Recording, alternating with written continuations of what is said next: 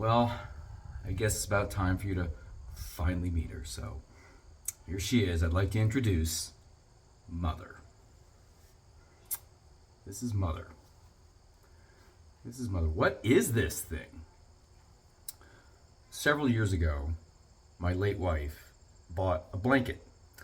And the blanket had a faux satiny trim on the end of it.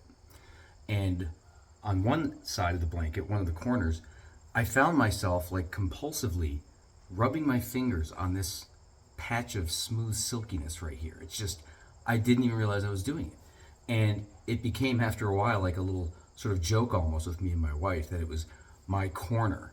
And that when she made the bed, I would even scold her sometimes. She would put the blanket flipped over and this wouldn't be on my side, my corner.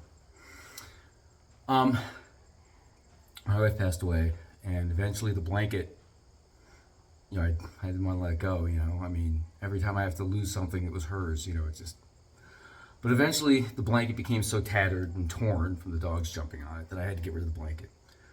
But I found myself cutting off this corner of the blanket and keeping it because I had to have this. It was compulsive. I had to keep rubbing it.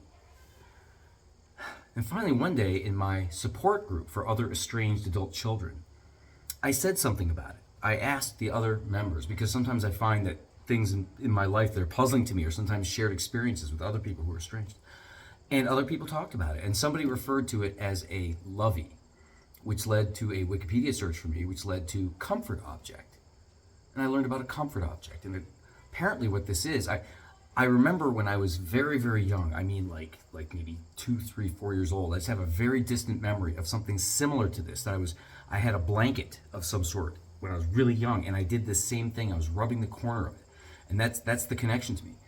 And I realized that this object, apparently it's something like, there's supposed to be some sort of transitionary stage or something in very early development, and like, basically the idea is that my maternal love or something is like transferred to this in some temporary fashion in like a normal development, and then that love is transferred to the actual real mother.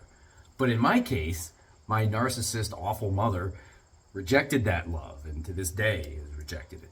And so I find myself like stunted in this sort of thing, and it explains this sort of compulsiveness that I have to keep like rubbing this thing. It's this connection to this motherly love that I just never received. Another of these weird sort of quirks of mine that has made a little bit more sense now that I understand some of the real dynamics at work in my life a little better.